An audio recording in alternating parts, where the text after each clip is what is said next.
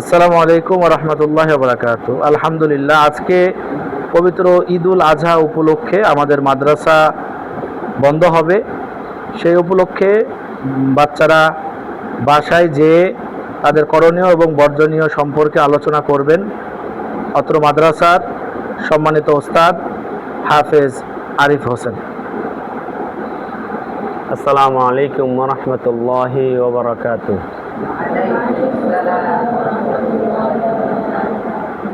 তো যেহেতু ইনশাআল্লাহ আমাদের মাদ্রাসা আজকে বন্ধ হতে যাচ্ছে, আমরা বাসা বাড়িতে গিয়ে আমাদের যে করণীয় এবং বর্জনীয় সেটা হলো আমরা 5 ওয়াক্ত নামাজ জামাতের সাথে আদায় করব, পিতামাতার খেদমত করব এবং কি পাশাপাশি আমাদের যে মুরব্বীরা আছে যেমন বাবা মা, দাদা দাদি, নানা নানি, এরপরে পাড়া প্রতিবেশী মুরব্বী যারা আছে, যারা যারা আমাদের মহল্লার মসজিদে নামাজে অংশগ্রহণ করে, এদেরকে নিয়েও আমরা কি করব, এদের কোরআন তেলাওয়াতটা হয় কিনা, অন্তত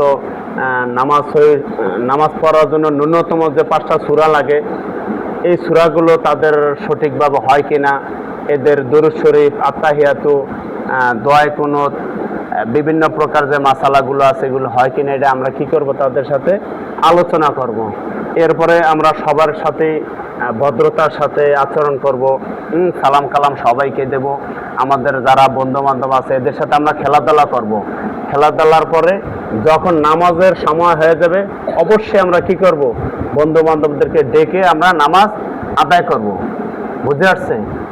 তো এই আহ্বানে সবার প্রতি রইল, আমরা পিতামাতাকে সম্মান করব, মূল্যায়ন করব, এদের প্রতি কোনো প্রকার আমরা প্রেশার ক্রিয়েট করব না।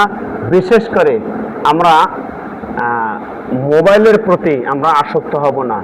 আমরা খেলাধুলা করব, যেমন ফুটবল খেলা হইতে পারে, ক্রিকেট খেলা হইতে পারে, এরপরে ব্যাডমিন্টন র্যাকেট খেলা হইতে পারে, গোল্লা শট হইতে পারে, খেলাধুলা অনেক কিছুই আছে। কিন্তু আমরা বিশেষ করে আমাদের যে ক্ষতিকারক মোবাইল ভিত্তিক ফেসবুক, এই ফ্রি ফায়ার, পাবজি, এগুলোর ভিতরে আমরা কি হব না, আসক্ত হব না।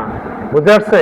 আর আমরা প্রতিদিন ন্যূনতম সকালে সন্ধ্যায় কম করে হইলে আমরা কি নিজেরা কোরআন তেলাওয়াত করব এবং কি আমাদের পিতামাতা বা মুরব্বী যারা আছে এদেরকে আমরা কি করব, এই ন্যূনতম তাদের যেন নামাজ সহি শুদ্ধ হয় এজন্য ন্যূনতম হইলেও আমরা কি করব, তাদেরকে নিয়ে একটু মস্ক করার চেষ্টা করব এবং কি আমরা সময় মতো মাদ্রাসায় উপস্থিত হব ইনশাআল্লাহ। আসসালামু আলাইকুম ওয়া রাহমাতুল্লাহ।